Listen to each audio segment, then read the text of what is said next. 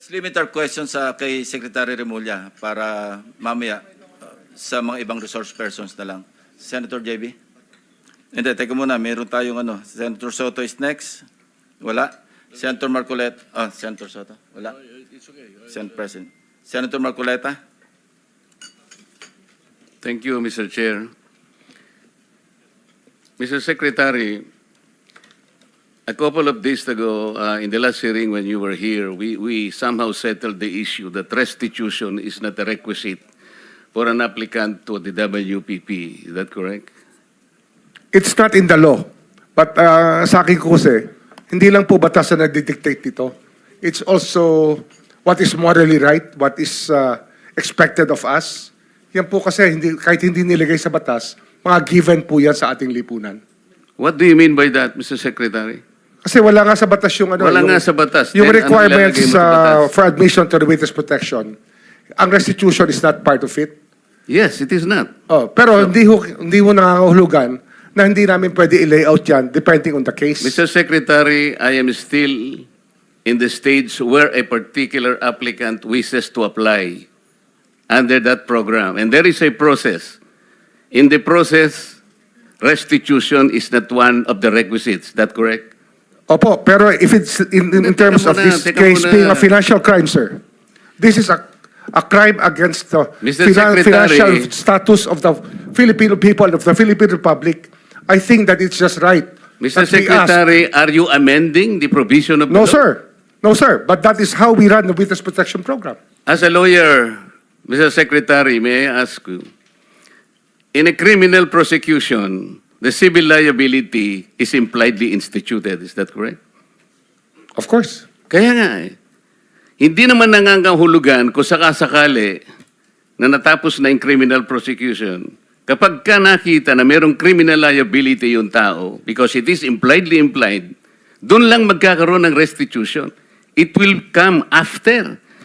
Paano mo sasabihin na magre-restitute ang isang tao? Meron na bang findings kung magkano i-restitute on how it can be restituted? Nag-a-apply pa lang eh. Huwag po ninyong babaguhin ang requisite ng batas, Mr. Secretary. I thought nung dumating ka dito, nagkaintindihan na tayo eh. Kaya nabablar ang proceedings natin eh. Kaya nga kinote ni, siguro, ang chairman kanina gusto kong ituloy ito. Sinabi niya, nagpa-interview siya, na goodwill and sincerity should be done para i-test. Pwede ba yung ganito?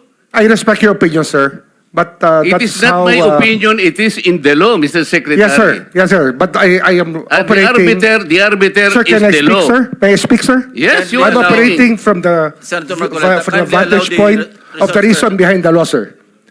What is the reason behind the law? So that we can get justice, and justice can only be attained if there is restitution. So that is the principle behind all of these things that we are talking about now. Mr. Secretary, restitution will come after. It cannot be. Sir, it can cannot come before or after, sir. It can come before or You after. cite the law that it come before. Wala nga po sa batas eh. Sir, Huwag po ninyo babaguhin ang batas, Mr. Secretary. we are operating on a unique set of facts, and we are, all of these matters are being evaluated because the gravity of this financial crime cannot be underestimated, and that the more assets that we're able to preserve at the outset, the better for our country, sir. Mr. Secretary, I'm very sorry for such a reasoning like that. Alam mo, nakikinig I'm very ang sorry, buong sir. bansa. Also, sir, I'm very sorry too if you do not agree with me. But I respect your opinion, sir, and we will carry out our job as we deem fit, as we see. Mr. Chair, I said that the I am country not needs. expressing an opinion here. I am articulating the provision of law. You do not change the provision of law, Mr. Secretary. You may be disbarred from doing this. Then it's your opinion, sir. It's your option, sir.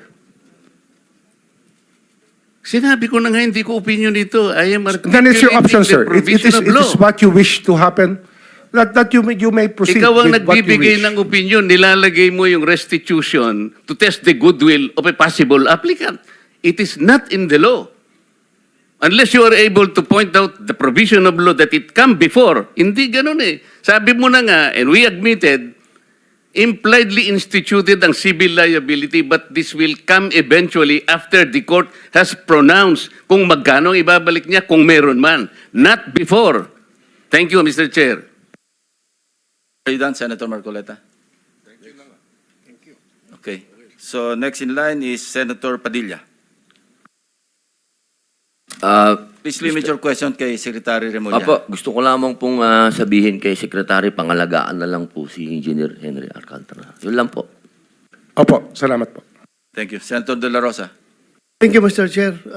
Point of clarification lang ito sa akin, Mr. Chair, dahil ito mga diskayas, para mukhang nagbigay na ito ng affidavit in the previous hearings. Gusto natin na may resulta kaagad ito investigation natin. Baka pwedeng isama na rin yung affidavit nila, sir, na evaluate ng DOJ para isang bagsakan na lang yung pagpile ng kaso. Dahil marami sila binanggit na mga pangalan ng mga congressman. As a matter of fact, undergoing evaluation. By whom, Mr. Chair? DOJ. DOJ on So we met with them already and we will meet again with them tomorrow. Kasi nawala nga yung kahapon, sir. No? We lost the time yesterday. We were supposed to meet yesterday. Hindi lang po natuloy. Yes, sir. Mr. Chair, just para mas maganda kung isang bagsakan na makuha na sana lahat yan, mapaila na kaagad, Opo. Opo. mas maganda. Thank you. Thank you lang, Mr. Chair. Thank you, Salamat. Senator Rapi. Yeah, Mr. Chair, to Secretary Mulya, wala nga talaga sa batas yung bang magsoli muna ng pera para ikaw ay mapasok sa WPP. Pero kung pagbabasehan natin yung kagusto ng taong bayan, ang galit ng taong bayan, na gusto nilang magpakita in goodwill yung accused bago siya mapunta sa WPP, siguro mas maganda kung sundin natin yung kagusto ng taong bayan, right? Opo. Thank you, Mr. Chair. Mr. Chair, there Yes, is also, Senator. I would like to manifest that hindi ko alam kung nakikinig ho tayong lahat, yung sigaw ng taong bayan na libo-libo sa People Power Monument sa Luneta, hindi lang po ang pagnanakaw, they were also shouting, ibalik yung pera nila.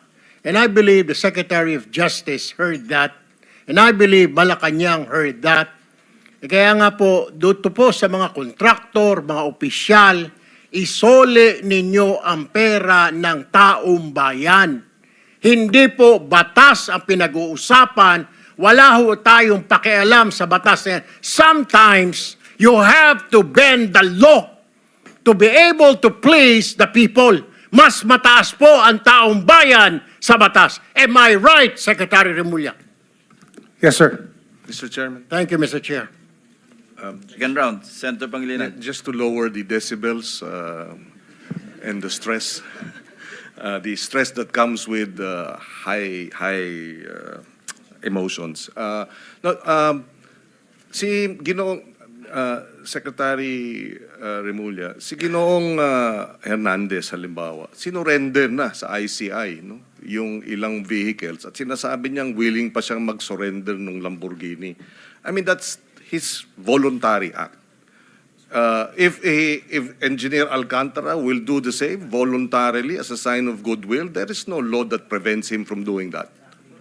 So Opo. therefore, we this restitution issue, while it is the law, does not prevent the government from being broader, mas malawak ang kanyang pag-implementa ng mga programa at mga batas, lalo na pag voluntary ang pagbigay ng mga malalaking, yung mga mamahaling sasakyan, voluntaring ilabas itong isurrender ang mga pondo, etc. Hindi po ba? Opo. Sa karanasan ko kasi, pag inintay po natin yung court judgment na maging final para isurrender po ang lahat, baka puti na mga mata natin, wala pa hong nangyayari.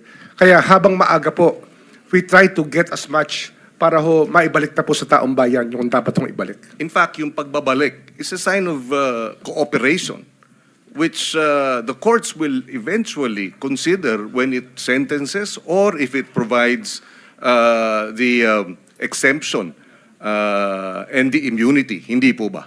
Opo. So that should guide itong ating mga testigong nais mag-apply sa Witness Protection Program.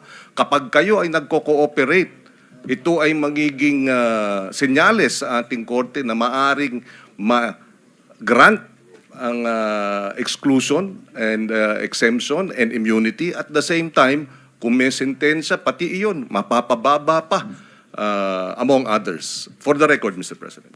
Tama po. Thank you. Yes, Senator JB. I just